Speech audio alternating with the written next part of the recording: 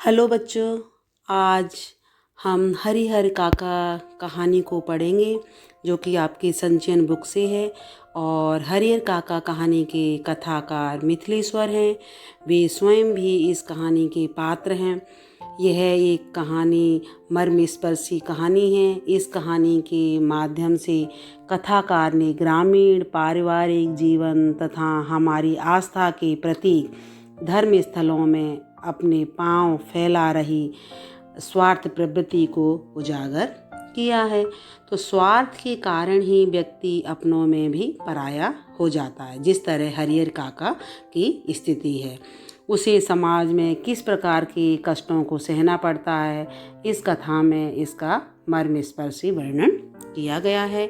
तो आओ बच्चों, आज हम हरिहर काका कहानी को समझेंगे, यहाँ पढ़ेंगे कि जो हरिहर काका कहानी है। हरिहर काका, यहाँ जो लेखक कहते हैं कि हरिहर काका के यहाँ से मैं अभी अभी लौटा हूँ। कल भी उनके यहाँ गया था, लेकिन ना तो वह कल ही कुछ कह सके और ना आज ही। दोनों दिन उनके पास में देर तक बैठा रहा, लेकिन उन्होंने कोई बातचीत नहीं की। जब उनकी तबीयत के बारे में पूछा, तब उन्होंने सिर उठाकर एक बार मुझे देखा, फिर सिर झुकाया तो दोबारा मेरी ओर नहीं देखा। हालांकि उनकी एक ही नज़र बहुत कुछ कह गई। जिन यंत्रणाओं के बीच वे घिरे हुए थे, यंत्रणाओं मतलब यातनाओं, जो मतलब उन्हें कलेश, जो कष्ट जो वो सह रहे थे उनके बीच में वो घिरे हुए थे, तो उसके विषय में लेखक को पता चल गया। जिस मन स्थिति में वो जी रहे थे, उसमें आंखें ही बहुत कुछ कह देती हैं, मुंह खोलने की ज़रूरत नहीं पड़ती। तो लेखक को उनकी मन स्थिति देख करके सब कुछ पता चल गया। हरिहर काका की ज़िंदगी में से मैं बहुत गहरे से जुड़ा हूँ, ये लेखक बताते हैं। अपने गांव में जिन चंद लोगों को मैं सम्मान देता हूँ, उनमें हरिहर काका भी एक हैं। हरिहर काका के प्रति मेरी आसक्ति मतलब जो मेरा लगाव है हरिहर काका से, लेखक कहते हैं कि मेरा जो लगाव हरिहर काका से बहुत अधिक है। उनके अनेक व्यावहारिक और वैचारिक कारण हैं। व्यावहारिक मतलब जो उनका व्यवहार है और जो उनके विचार हैं, उनके कारण मेरा उनसे बहुत अधिक लगाव है। उनमें बहुत प्रमुख कारण दो हैं। एक तो वह है कि हरिहर काका मेरे पड़ोस में रहते हैं, और दूसरा कारण यह है कि मेरी माँ बताती हैं हरिहर काका बचपन में मुझे बहुत दुलार करते थे। वो मतलब उन्हें बहुत प्यार भी करते थे बचपन में।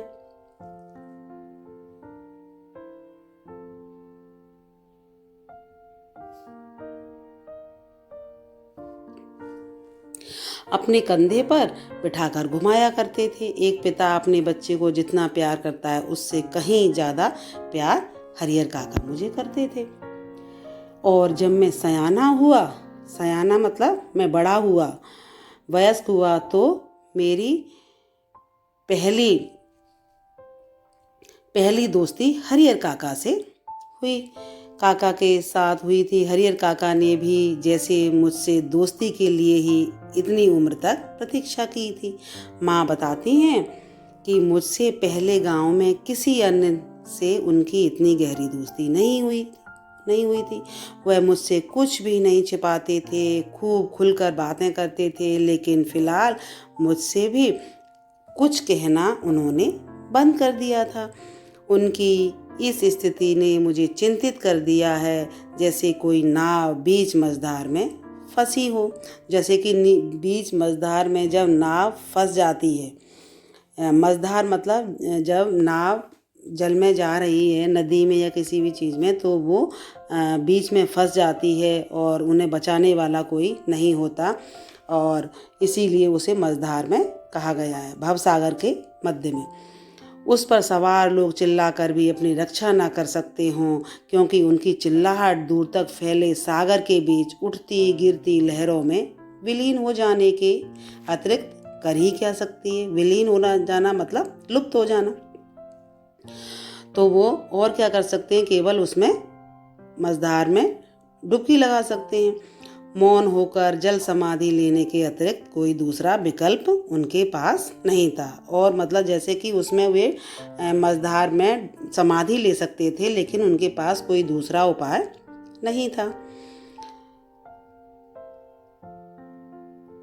इसके अतिरिक्त कोई दूसरा विकल्प उनके पास नहीं था। लेकिन मन इसे मानने को कतई भी तैयार नहीं। जीने की लालसा की वजह से बेचैनी और छटपटाहट बढ़ गई हो, कुछ ऐसी ही स्थिति के बीच हरिहर काका घिर गए हैं। तो यहाँ इस तरह लेखक ने हरिहर काका के विषय में बताया।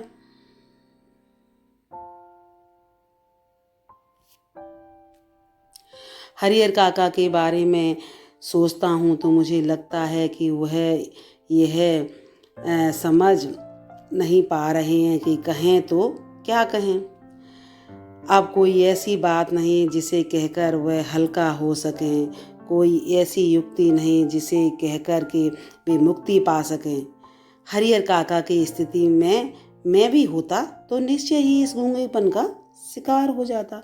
मतलब यहाँ जो लेखक हैं वो कहते हैं कि अगर ऐसी स्थिति होती तो मैं भी गूंगेपन का शिकार हो जाता और कुछ भी नहीं बोल पाता। तो हरिहर काका इस स्थिति में कैसे आ फंसे, यह कौन सी स्थिति है, इसके लिए कौन जिम्मेदार है, यह सब बताने से पहले अपने गांव का और ख़ासकर अपने गांव की ठाकुरबाड़ी का संक्षिप्त परिचय मैं आपको दे देना उचित समझता हूँ। तो यहाँ जो लेखक हैं वह ये बताना चाहते हैं कि जो ठाकुरबाड़ी मतलब क्या है, देव स्थान। यहाँ जो देव की स्थापना की जाती है और जो मंदिर होता है उसी को ठाकुरबाड़ी कहा जाता है। तो उसके विषय में लेखक संक्षिप्त में बताना चाहते हैं, क्योंकि उसके बिना तो ये कहानी अधूरी ही रह जाएगी। मेरा गांव कसवाई शहर आरा से 40 किलोमीटर की दूरी पर है। हसन बाजार बस स्टैंड के पास गांव की कुल आबादी 2,500-3 हजार हो गई। गांव में 3 प्रमुख स्थान हैं। गांव के पश्चिम किनारे का बड़ा सा तालाब, गांव के मध्य स्थित बरगद का पुराना वृक्ष और गांव के पूर्व में ठाकुरबाड़ी का विशाल मंदिर, जिसे गांव के लोग ठाकुरबाड़ी कहते हैं। यह उन्होंने वहाँ का ठाकुरबाड़ी के विषय में बताया। गांव में इस ठाकुरबाड़ी की स्थापना कब हुई, इसकी ठीक जानकारी किसी को नहीं। इस संबंध में गांव में जो कहानी प्रचलित है वह यह है कि वर्षों पहले जब यह गांव पूरी तरह बसा भी नहीं था, कहीं से एक संत आकर इस स्थान पर झोंपड़ी बना रहने लगे थे और वह सुबह शाम यहाँ ठाकुरबाड़ी की पूजा करते थे, लोगों से मांग कर खा लेते थे और पूजा पाठ की भावना जागृत करते थे। बाद में लोगों ने चंदा करके यहाँ ठाकुरबाड़ी का एक छोटा सा मंदिर बनवा दिया। फिर जैसे जैसे गांव बसता गया और आबादी बढ़ती गई, मंदिर के कलेवर में भी विस्तार होता गया। लोग ठाकुरबाड़ी को मनौती मनाते कि पुत्र हो, मुकदमे में विजय हो, लड़की की शादी अच्छे घर में तय हो, लड़के को नौकरी मिल जाए। फिर इसमें जिनको सफलता मिलती वह खुशी में ठाकुरबाड़ी पर रुपए जेवर अनाज चढ़ाते। अधिक खुशी होती तो ठाकुर जी के नाम पर अपने खेत का एक छोटा सा टुकड़ा लिख देते। यह परंपरा आज तक जारी है। अधिकांश लोगों को विश्वास है कि उन्हें अच्छी फसल होती है तो ठाकुर जी की कृपा से मुकदमे में उनकी जीत हुई, तो ठाकुर जी के चलते लड़की की शादी इसलिए जल्दी तय हो गई क्योंकि ठाकुर जी को मनौती मनाई गई थी। लोगों के इस विश्वास का ही यह परिणाम है कि गांव की अन्य चीज़ों की तुलना में ठाकुरबाड़ी का विकास 1000 गुना अधिक होगा, क्योंकि लोग वहाँ पर दान वान अधिक देते थे। अब तो यह गांव ठाकुरबाड़ी से ही पहचाना जाता है। यह ठाकुरबाड़ी न सिर्फ मेरे गांव की एक बड़ी और विशाल ठाकुरबाड़ी है, बल्कि पूरे इलाके में इसकी जोड़ की दूसरी ठाकुरबाड़ी नहीं। ठाकुरबाड़ी के नाम पर 20 बीघे खेत है। धार्मिक लोगों की एक समिति भी है जो ठाकुरबाड़ी की देखरेख और संचालन के लिए, संचालन मीन्स उसे चलाना के लिए प्रत्येक 3 साल पर एक महंत और एक पुजारी की नियुक्ति होती है।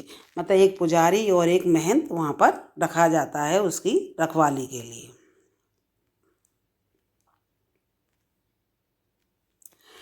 ठाकुरबारी का काम लोगों के अंदर ठाकुरबारी के प्रति भक्ति भावना पैदा करना तथा धर्म से विमुख हो रहे लोगों को रास्ते पर लाना है।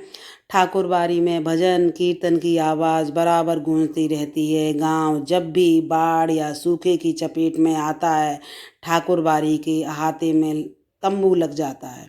लोग और ठाकुरबारी के साधु संत अखंड हरि कीर्तन शुरू कर देते हैं। इसके अतिरिक्त गांव में किसी भी पर्व त्योहार की शुरुआत ठाकुरबारी से ही होती है। हालांकि में सबसे पहले गुलाल ठाकुर जी को ही चढ़ाया जाता है। सबसे पहले ठाकुरबारी में जाकर के गुलाल लगाते हैं, उसके बाद लोग इसका प्रयोग करते हैं। दिवाली का पहला दीप ठाकुरबारी में ही जलता है। जन्म शादी और जनेऊ के अवसर पर अन्न वस्त्र की पहली भेंट भी ठाकुर जी के नाम से की जाती है। तो ठाकुरबारी के ब्राह्मण साधु व्रत कथाओं के दिन घर घर घूमकर कथा वाचन करते हैं और लोगों के खलिहान में जब फसल की दवनी क्या होता है, जो गेहूं धान निकालने की जो प्रक्रिया होती है उसे दवनी कहा जाता है। दवनी होकर अनाज की ढेरी तैयार हो जाती है, तब ठाकुर जी के नाम अगऊ मीन्स क्या होता है, जो प्रयोग में लाने से पहले जो देवता के लिए निकाला गया अंश होता है अगऊ निकाल कर ही लोग अनाज अपने घर लेकर के जाते हैं। इस तरह ठाकुरबारी के प्रति उनकी श्रद्धा है। ठाकुरबारी के साथ अधिकांश लोगों का संबंध बहुत ही घनिष्ठ है, मन और तन दोनों स्तर पर। घनिष्ठ मीन्स गहरा।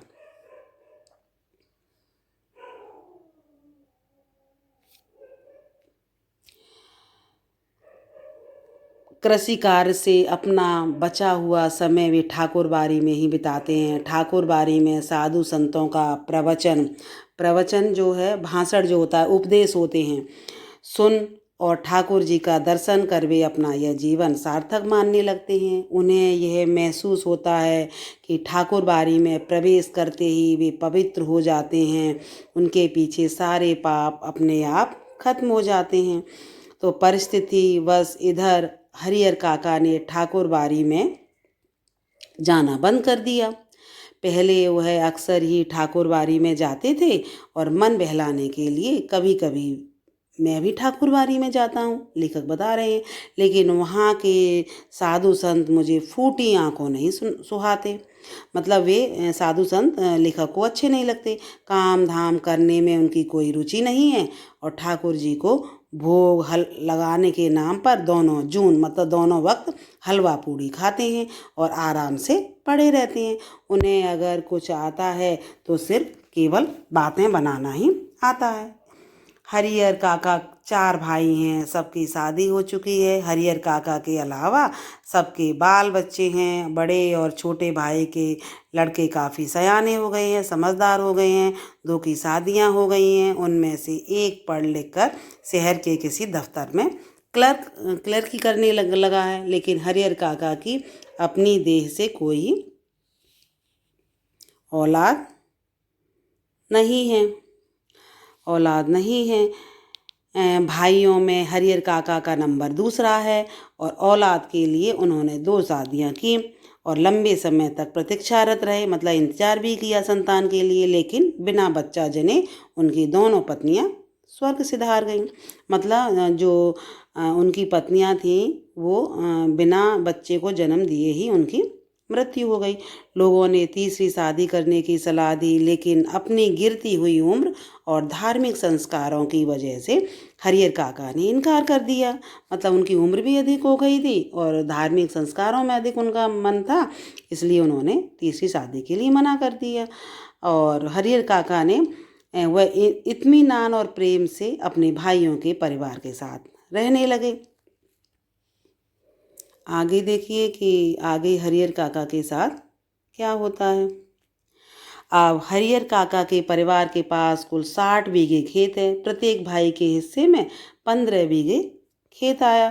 कृषि कार्य पर वे लोग निर्भर हैं, शायद इसीलिए अब वह यह संयुक्त परिवार के रूप में रहते हैं। सभी मिलजुल करके चारों भाई रहते थे और मिल करके काम करते थे।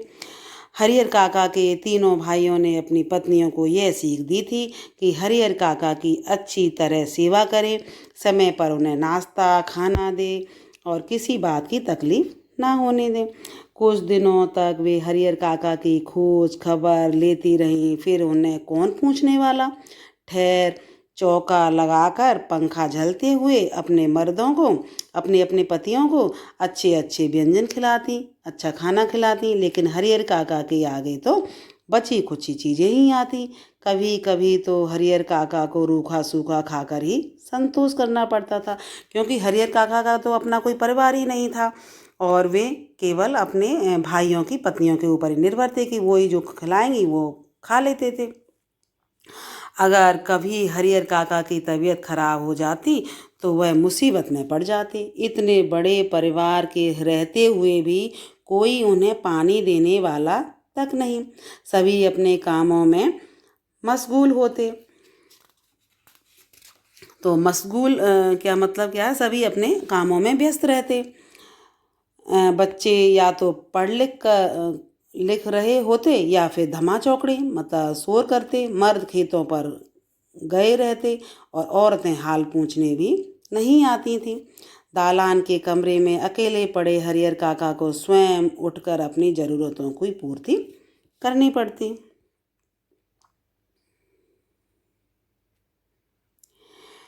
ऐसे वक्त अपनी पत्नियों को याद कर करके हरियर काका की आंखें भर आती। भाइयों के परिवार के प्रति मोह भंग की शुरुआत इन्हीं क्षणों में हुई थी और फिर एक दिन तो विस्फोट हो ही गया। उस दिन हरियर काका की सहन शक्ति जवाब दे गई। उस दिन शहर में क्लर्की करने वाले भतीजे का एक दोस्त गांव आया था। उसी के आगमन के उपलक्ष्य में 2-3 तरह की सब्जी और बज के चटनी रायता आदि बने हुए थे। अच्छा खाना बना हुआ था। बीमारी से उठे हरियर काका का मन स्वादिष्ट भोजन के लिए बेचैन था। मन ही मन उन्होंने अपने भतीजे के दोस्त की सराहना की, जिसके बहाने उन्हें अच्छी चीज़ें खाने को मिलने वाली थी। लेकिन बातें बिल्कुल विपरीत हुई। लेकिन इसके उल्टा हुआ सब कुछ। सबों ने खाना खा लिया, उनको कोई पूछने तक नहीं आया। उनके तीनों भाई खाना खाकर खलिहान में चले गए। दवनी हो रही थी, मतलब जो अनाज था वो निकाला जा रहा था। वे इस बात के प्रति निश्चिंत थे कि हरियर काका को तो पहले ही खिला दिया होगा, लेकिन ऐसा नहीं हुआ। अंत में हरियर काका ने स्वयं दालान के कमरे में निकल हवेली में प्रवेश किया। तब उनके छोटे भाई की पत्नी ने उन्हें रूखा सूखा खाना लाकर उनके सामने परोस दिया। भात मट्ठा और अचार बस। लेकिन खाना था जो कि अच्छा बना था और सबने खाया भी था। हरियर काका के बदन में तो जैसे आग लग गई। उन्होंने थाली उठाकर बीच आंगन में फेंक दी। झन की तेज आवाज़ के साथ आंगन में थाली गिरी, भात बिखर गया। विभिन्न घरों में बैठी लड़कियां बहुएं सब एक ही साथ बाहर निकल आईं। हरियर काका गरजते हुए हवेली से दालान की ओर चल पड़े। समझ रही हो कि मुफ्त में खिलाती हो तो अपने मन से यह बात निकाल देना। मेरे हिस्से की खेत की पैदावार इसी घर में आती है। उसमें तो मैं 2-4 नौकर भी रख सकता हूँ और आराम से खा सकता हूँ। यह उन्होंने गुस्से में आकर के कहा। मैं भी कमी मतलब उसमें भी कोई कमी नहीं होगी। मैं अनाथ और बेसहारा नहीं हूँ। मेरे धन पर तो तुम सब मौज कर रहे हो, लेकिन अब मैं तुम सबों को बताऊंगा। इस तरह वो बहुत ज़्यादा अधिक गुस्से में हुए, क्रोध आया उनको। हरियर काका जिस वक्त यह सब बोल रहे थे उस वक्त ठाकुर बाड़ी के पुजारी जी उनके दालान पर ही विराजमान थे। वार्षिक हुमाद के लिए हुमाद होता है हवन में जो प्रयुक्त होने वाली जो सामग्री है उसे लेने के लिए भी आए हुए थे।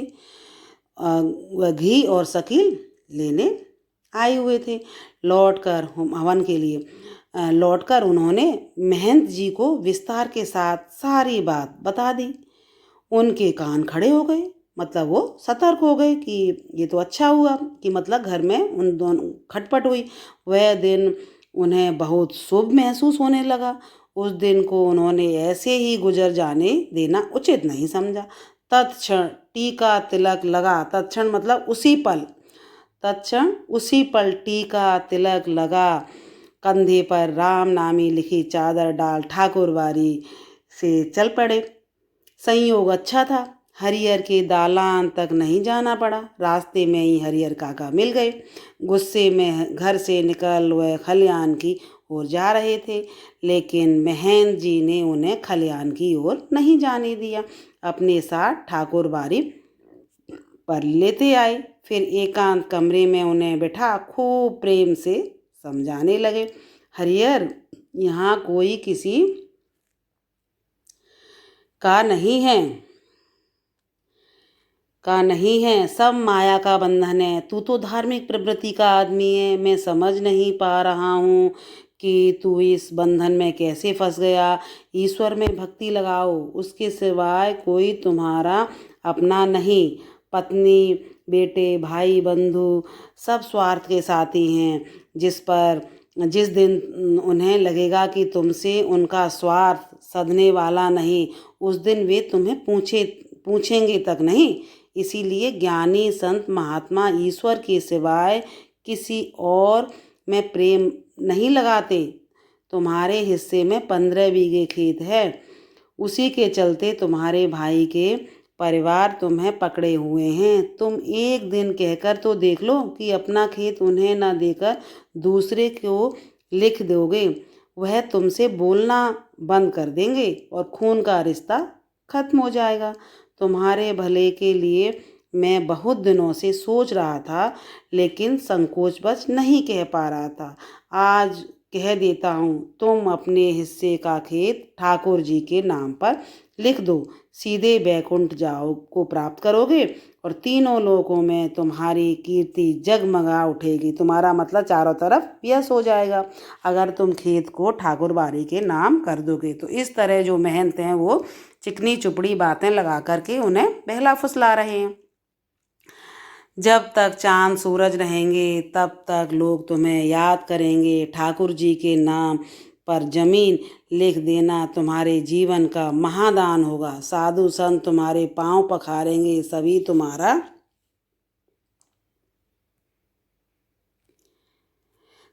तुम्हारा यशोगान करेंगे। तुम्हारा यह जीवन सार्थक हो जाएगा।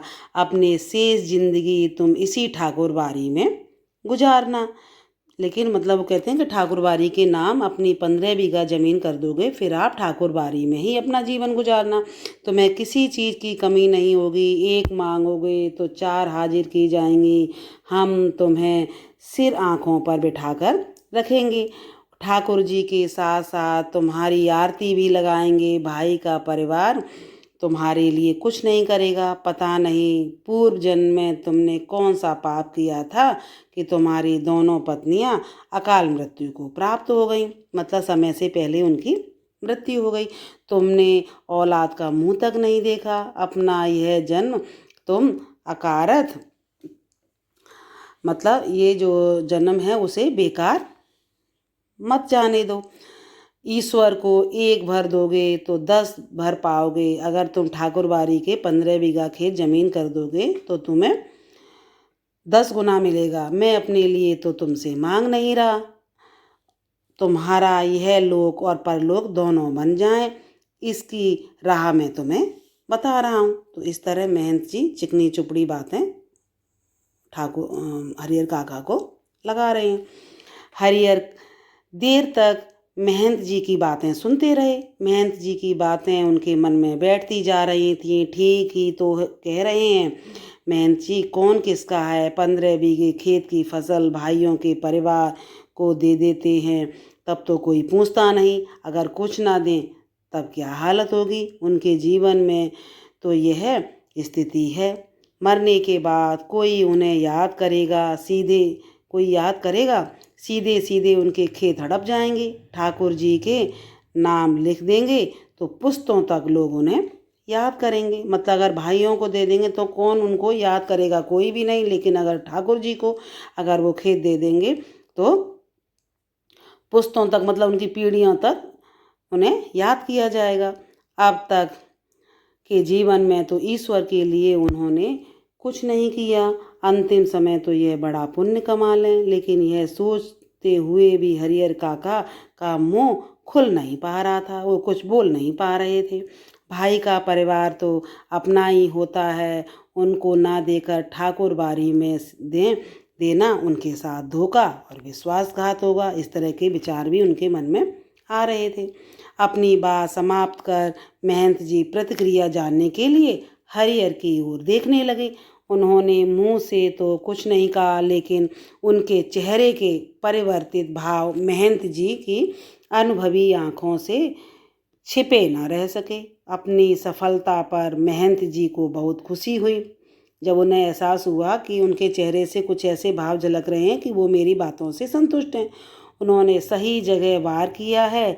इसके बाद उनकी उसी वक्त ठाकुर बारी के 2 सेवकों को बुलाकर आदेश दिया कि एक साफ सुथरे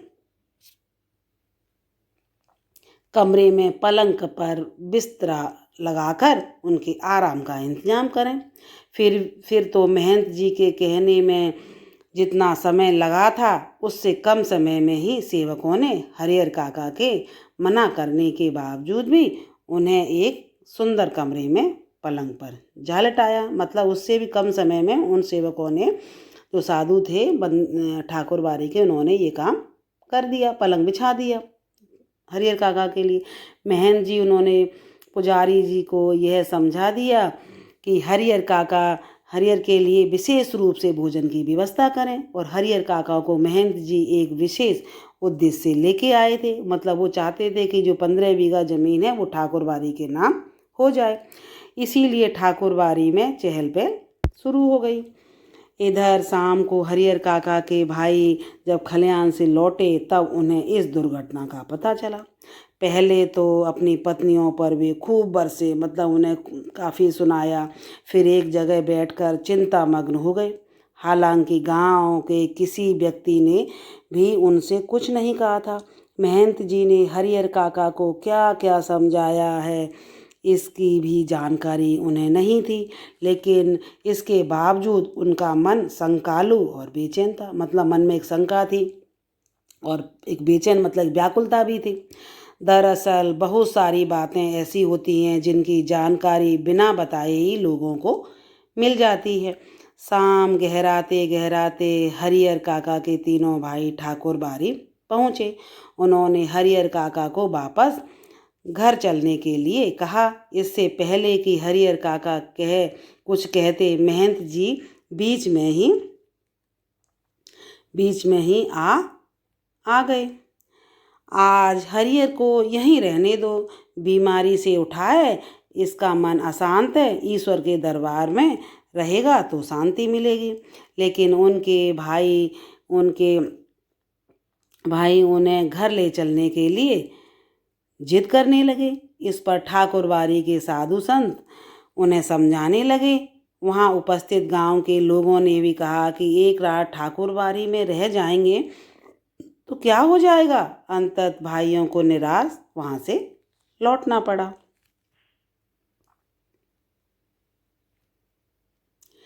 रात में हरिहर काका को भोग लगाने के लिए जो मिष्ठान और व्यंजन मिले वैसे उन्होंने कभी नहीं खाए थे। घी टपकते मालपुए, रसबुनिया, लड्डू, छेने की तस्करी, दही, खीर पुजारी जी ने स्वयं अपने हाथों से खाना परोसा था।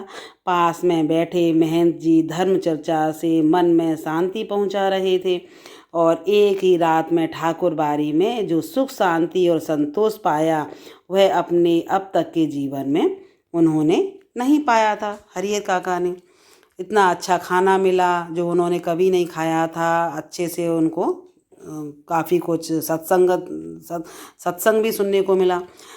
इधर तीनों भाई रात भर सो नहीं सके। भावी आशंका उनके मन को मथती रही। 15 बीघे खेत की, मतलब उन्हें भी चिंता थी। इस गांव की उपजाऊ जमीन 2 लाख से अधिक की संपत्ति है।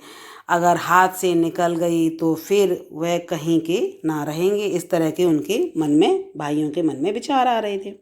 सुबह तड़के ही तीनों भाई पुनः ठाकुर बाड़ी पहुँचे।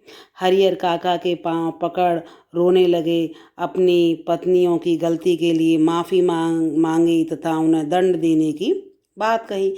साथ ही खून के रिश्ते की माया फैलाई। हरियर काका का दिल पसीज गया। वह पुनः वापस घर लौट आए। मतलब उन्होंने कहा कि ये हम तो सगे भाई हैं, इस तरह की उन्होंने एक प्रपंच लीला रचाई और इस तरह हरियर काका का मन फिर से पसीज गया और वे उनके साथ वापस आ गए। लेकिन यह क्या, इस बार अपने घर पर जो बदलाव उन्होंने लक्ष्य किया उसने उन्हें सुखद आश्चर्य में डाल दिया। घर के छोटे बड़े सब उन्हें सिर आंखों पर उठाने को तैयार। भाइयों की पत्नियों ने उनके पैर पर माथा रख गलती के लिए क्षमा याचना की। फिर उनकी आव भगत और जो खातिर शुरू हुई, वैसी खातिर किसी के यहाँ मेहमान आने पर भी नहीं होती होगी। उनकी रुचि और इच्छा के मुताबिक दोनों जून खाना नाश्ता तैयार होने लगा। अब मतलब पहले उनको रूखा सूखा खाना, अब उनकी इतनी खातिरदारी होने लगी। केवल कारण था वो 15 बीघा जमीन। 5 महिलाएं उनकी सेवा में मुस्तैद थीं। मतलब जो 5 महिलाएं थीं वो उनकी उसमें खातिरदारी में तैयार थीं।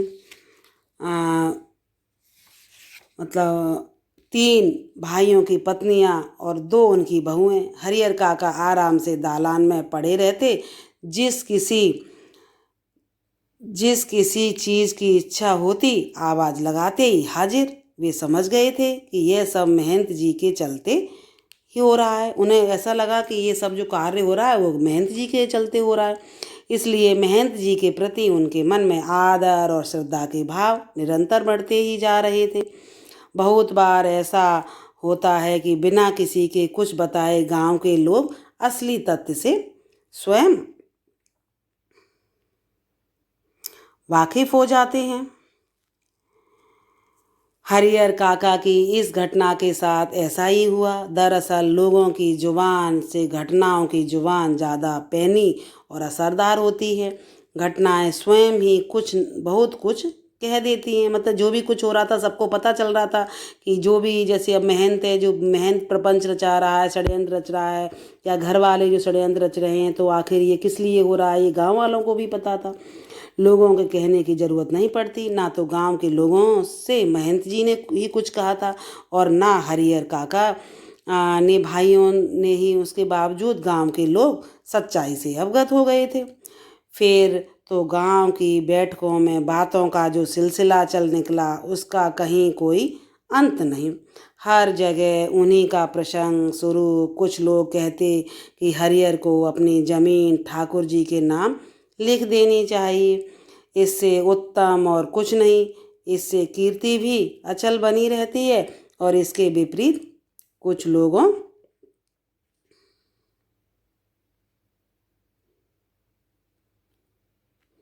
की मान्यता यह थी कि भाई का परिवार तो अपना ही होता है, अपनी जायदाद उन्हें ना देना उनके साथ अन्याय करना होगा। खून के रिश्ते के बीच दीवार बनानी होगी। तो जितने लोग होते हैं उतनी बातें होती हैं। तो हर व्यक्ति अपने अपने मत के अनुसार बोल रहा था, जिसके जो समझ में आ रहा था। कोई कह रहा था कि ठाकुर बाड़ी के नाम कर देनी चाहिए, कोई कह रहा कि अपने भाइयों को देनी चाहिए। जितने मुंह उतनी बातें। ऐसा ज़बरदस्त मसला पहले कभी नहीं मिला था, इसलिए लोग मौन होना नहीं चाहते थे। अपने अपने तरीके से समाधान ढूंढ रहे थे।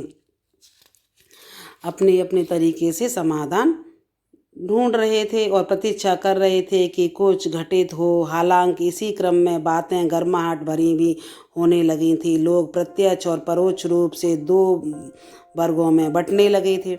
कई बैठकों में दोनों वर्गों के बीच आपस में तू तू मैं भी होने लगी, मतलब झगड़ा भी होने लगा था।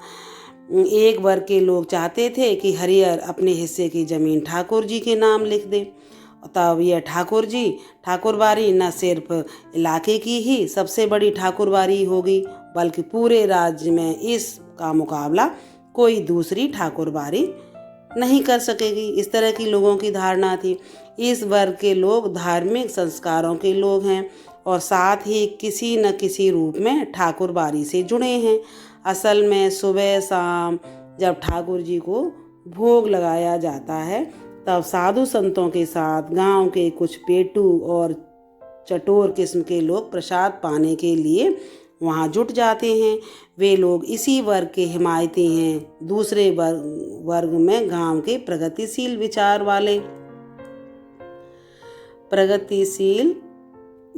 वाले लोग हैं। मतलब कुछ तो लोग चाहते हैं कि ठाकुरबारी जी के नाम हो जाए, जिससे हमें भी अच्छा खाने वाने को मिले, और कुछ चाहते हैं कि गांव का विकास हो। तथा वैसे किसान हैं जिनके यहाँ हरिहर जैसे औरत मर्द पल रहे होते हैं। गांव का वातावरण तनावपूर्ण हो गया था और लोग कुछ घटित होने की प्रतीक्षा करने लगे थे। इधर भावी आशंकाओं को मद्देनजर रखते हुए हरिहर काका के भाई उनसे यह निवेदन करने लगे थे कि अपनी ज़मीन वे उन्हें लिख दें। उनके सिवाय उनका और अपना ही कौन है। इस विषय पर हरिहर काका ने एकांत में मुझसे काफ़ी देर तक बातें की। तो ये जो सारी जो बातें थी वो एकांत में हरिहर काका ने लेखक को बताई थी। अंततः हम इस निष्कर्ष पर, मतलब इस परिणाम पर, निष्कर्ष मतलब परिणाम पर पहुँचे कि जीते जी अपनी जायदाद का स्वामी किसी और को बनाना ठीक नहीं होगा, चाहे वह अपना भाई या मंदिर का महंती क्यों ना हो। हमें अपने गांव और इलाके के वे कुछ लोग याद आए जिन्होंने अपनी ज़िंदगी में ही अपनी जायदाद अपने उत्तराधिकारियों या किसी अन्य को लिख दी थी। तो उनकी किस तरह की दुर्दशा हुई थी, मतलब 2 वक्त का उनको खाना भी नहीं मिला था। तो इस तरह की वे चर्चा कर रहे हैं। लेकिन इसके बाद उनका जीवन कुत्ते का जीवन हो गया था। कोई उन्हें पूछने वाला नहीं रहा। हरिहर काका बिल्कुल अनपढ़ व्यक्ति हैं, फिर भी इस बदलाव को उन्होंने समझ लिया और यह निश्चय किया कि जीते जी किसी को ज़मीन नहीं लिखेंगे। अपने भाइयों को समझा दिया, मर जाऊंगा पर अपने आप मेरी ज़मीन तुम्हें मिल जाएगी। मैं मतलब अपने आप अपनी ज़मीन को नहीं दूंगा। अपनी ज़मीन आपके नाम नहीं कर सकता। मेरी ज़मीन तुम्हें मिल जाएगी। ज़मीन लेकर थोड़ी ना मैं यहाँ से जाऊँगा, इसीलिए लिखवाने की क्या ज़रूरत है।